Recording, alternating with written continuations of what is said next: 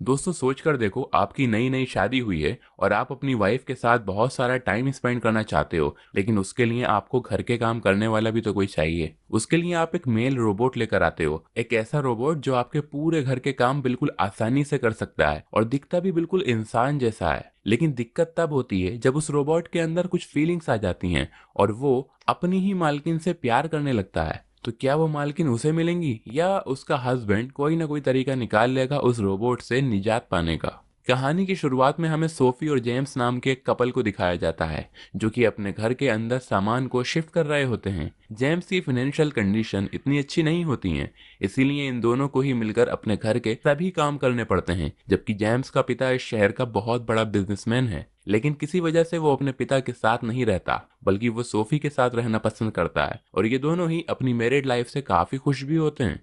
लेकिन एक दिन जेम्स को पता चलता है कि उसके पिता की मौत हो गई है, इसीलिए उसके पिता की जितनी भी प्रॉपर्टी है उसने उसे अपने बेटे जेम्स के नाम कर दी है। इसीलिए अब जेम्स को ही अपने पिता का सारा बिजनेस संभालना होगा। ये दोनों ही अपनी पुरानी लाइफ छोड़कर नई लाइफ में शिफ्ट हो जाते हैं। लेकिन नई लाइफ में जाने के बाद सोफी को कुछ भी अच्छा नहीं लगता है, क्योंकि उसे एक नॉर्मल लाइफ जीना ज्यादा पसंद है। इसके साथ तो उसे घर के सभी काम खुद से ही करने अच्छे लगते हैं और इसीलिए वो पहले ही दिन घर के सभी नौकरों को नौकरी से निकाल देती है। जेम्स को जब इस बात का पता चलता है तब वो आकर सोफी को समझाने लगता है कि तुम्हें ऐसा नहीं करना चाहिए था, क्योंकि ये काफी बड़ा घर है और इस घर के सभी कामों को तुम अकेले मैनेज नहीं कर पाओगी। इसीलिए हमें इस घर के काम के लिए नौकरों की जरूरत है। लेकिन सोफी उसकी बात नहीं मानती और वो उससे कहती है कि पहले भी हम अपने घर के सभी काम खुद से ही किया करते थे, इसीलिए हमें किसी की भी जरूरत नहीं है, हम इस घर के काम को खुद से ही कर सकते हैं। लेकिन जेम्स अपने पिता के बिजनेस में इतना ज्यादा बिजी हो चुका था कि वो सोफी को टाइम दे ही नहीं पाता था। दूसरी ओर सोफी भी घर के कामों को अकेले मैनेज कर नहीं पा रही थी। अब जेम्स अपनी इस परेशानी को अपने एक दोस्त के साथ शेयर करता है। तब उसका दोस्त उसे कहता है कि तुम्हारी इस परेशानी का मेरे पास एक सोल्यूशन है। दरअसल मेरे पिता एक रोबोटिक कंपनी में काम करते हैं जिसका मालिक कुछ ऐसे रोबोट्स बनाता है जो कि देखने में बिल्कुल इंसानों की तरह ही होते हैं। इसीलिए तुम्हें वहां आकर एक रोबोट परचेज कर लेना चाहिए। अब जेम्स सोफी के साथ उस कंपनी में पहुंच जाता है, लेकिन सोफी उन रोबोट्स को देखकर काफी हैरान होती है, क्योंकि वो देखने में बिल्कुल इंसानों की तरह ही लग रहे होते हैं। इसीलिए वो दोनों आपस में डिस्कस करते हैं कि कहीं फ्यूचर में जाकर ये रोबोट उनके लिए कोई खतरा तो नहीं बनेंगे। लेकिन कंपनी का मालिक उन्हें भरोसा दिलाता है कि इन रोबोट से उन्हें कोई भी खतरा नहीं है, बल्कि इन रोबोट से जैसा काम करने के लिए कहा जाएगा ये वैसा ही करेंगे। अब जेम्स को यकीन दिलाने के लिए कंपनी का मालिक एक हेनरी नाम के रोबोट से जेम्स का जूता चाटने के लिए कहता है। इसीलिए हेनरी वैसा ही करता है जैसे उसे करने के लिए बोला गया होता है।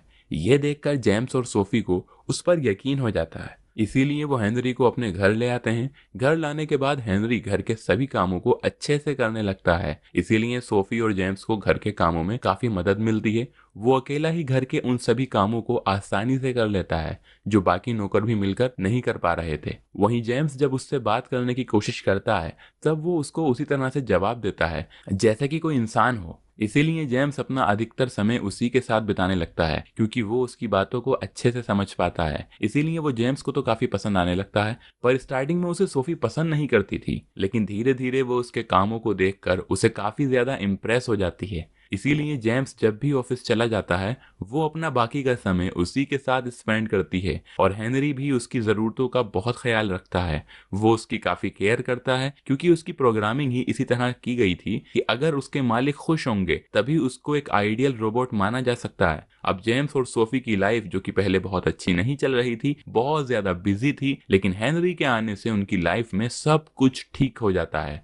अब एक दिन सोफी हेनरी से प्यार और इंसानी फीलिंग्स के बारे में पूछती है। तब वो उसको प्यार और इंसानी फीलिंग्स के बारे में बहुत अच्छे से एक्सप्लेन करता है, जिसे सुनकर सोफी उससे काफी ज्यादा इम्प्रेस हो जाती है। इसीलिए वो हेनरी को एक रोबोट ना समझकर इंसान समझने लगती है। लेकिन सोफी की हेनरी की ओर नजदीकियां देखकर जेम्स को बिल्कुल भी अच्छा नहीं लगता, उसे जलन होने लगती है। जबकि जेम्स इस बात को अच्छे से जानता है कि हेनरी कोई इंसान नहीं है, बल्कि वो तो एक रोबोट है। लेकिन फिर भी वो ये चाहता है कि सोफी उससे दूर रहे, क्योंकि उसे इनसिक्योरिटी होने लगती है। इसीलिए वो सोफी को अकेले में समझाने लगता है कि तुम्हें हेनरी से उस तरह से बात नहीं करनी चाहिए जैसे कि वो एक इंसान है, क्योंकि हम उसको जिस तरह से ट्रीट करेंगे वो भी हमारे साथ वैसा ही बिहेव करेगा। इसीलिए अगर तुम उसको इंसान समझने की गलती करोगी तब वो भी खुद को इंसान ही समझने लगेगा, जो कि सही नहीं है। लेकिन सोफी उसकी किसी भी बात से अग्री नहीं करती। रात को जब ये दोनों ही अपने रूम में सो रहे होते हैं तब सोफी को हेनरी के रूम से कुछ आवाजें आती हैं। इसलिए जब वो जाकर उसके रूम में देखती है तब उसे पता चलता है कि हेनरी अपने रूम में नहीं है। अब सोफी जब बाहर आकर देखती है तब हेनरी उसे मिल जाता है,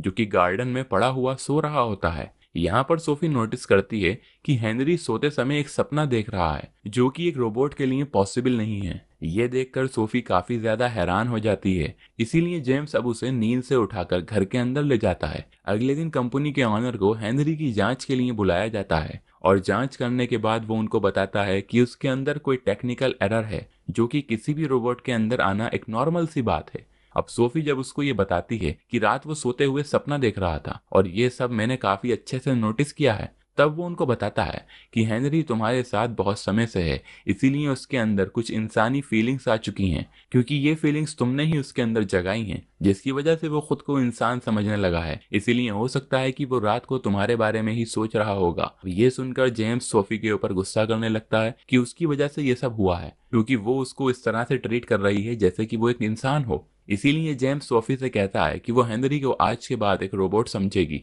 ना कि एक इंसान। पर सोफी उसकी बात नहीं मानती है, जिससे दोनों के बीच में काफी ज्यादा झगड़ा होने लगता है। इसीलिए जेम्स हेनरी के पास जाकर उसे कहता है कि तुम मेरी वाइफ के साथ टाइम स्पेंड करना बंद कर दो और उससे दूर रहो। जिस पर हेनरी उससे पूछता है कि क्या मुझसे कोई गलती हुई है, लेकिन जेम्स उसे कहता है कि इंसानों की तरह सवाल करना बंद करो और जैसा मैं कहता हूँ वैसा ही करो। लेकिन हेनरी ये बात सोफी को बता देता है, जिस पर सोफी को बहुत गुस्सा आता है और वो घर छोड़कर चली जाती है। अब हेनरी इंसान की तरह बहुत समझदार हो चुका था, इसीलिए वो जेम्स को समझाने की कोशिश करता है कि उसकी लाइफ में जो भी प्रॉब्लम चल रही हैं उसमें मेरी कोई गलती नहीं है। दरअसल पहले सोफी और जेम्स एक दूसरे के साथ काफी ज्यादा टाइम स्पेंड करते थे, लेकिन अब बिजनेस की वजह से जेम्स सोफी को टाइम नहीं दे पाता है। इसीलिए सोफी हेनरी को एक रोबोट न समझकर इंसान समझती है और उससे अपनी सारी इच्छाएं पूरी करने की कोशिश करती है। अब क्योंकि सोफी घर छोड़कर जा चुकी थी, इसीलिए जेम्स इस बात का फायदा उठाकर हेनरी के करीब आ जाता है और उसके साथ गलत काम करता है। पर अगली सुबह उसे अपनी गलती का एहसास होता है,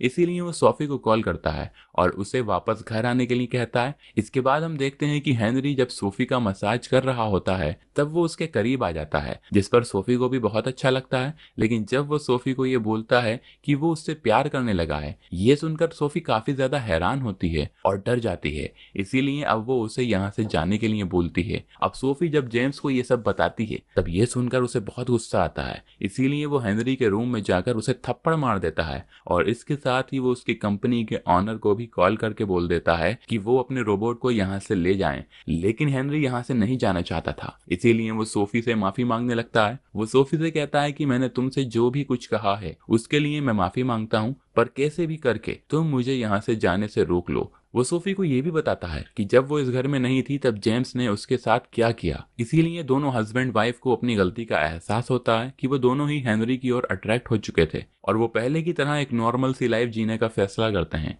अब कंपनी का ऑनर हेनरी को लेने के लिए आ जाता है, लेकिन हेनरी पहले की तरह कंपनी के ऑनर की किसी भी बात को नहीं मानता और अब हमें पता चलता है एक बहुत ही बड़ी सच्चाई का। दरअसल हेनरी कोई रोबोट नहीं है, बल्कि वो एक इंसान है, क्योंकि कंपनी का मालिक हमेशा से ही कुछ ऐसे रोबोट्स बनाना चाहता था जो कि इंसानों से बेहतर हों, लेकिन वो अपने मिशन में कामयाब नहीं हो पाता। इसीलिए वो इंसानों पर ही एक्सपेरिमेंट करने लगता है, जिससे वो उनके अंदर की इंसानी फीलिंग्स मारकर उनका ब्रेन वॉश करके ये साबित कर देता है कि वो कोई इंसान नहीं बल्कि एक मशीन है। लेकिन हेनरी जब सोफी के कांटेक्ट में आता है तब उसके अंदर का इंसान जाग जाता है, क्योंकि वो तो था ही एक इंसान। इसीलिए वो ये सारी बातें सोफी और जेम्स को बता देता है, जिसे सुनकर उन्हें कंपनी के ऑनर के ऊपर बहुत गुस्सा आता है। इसीलिए अब वो पुलिस को जाकर सारी सच्चाई बताते हैं कि कंपनी के ऑनर ने किस तरह से इंसानों की जिंदगी को बर्बाद किया है। और पुलिस जेम्स और सोफी को अपने साथ लेकर कंपनी के ऑनर को अरेस्ट करने के लिए आती है, पर वो पुलिस के ऊपर ही हमला कर देता है। इसके बाद वो सोफी और जेम्स को भी मारने ही वाला था, पर तभी हेनरी उसके ऊपर हमला करता है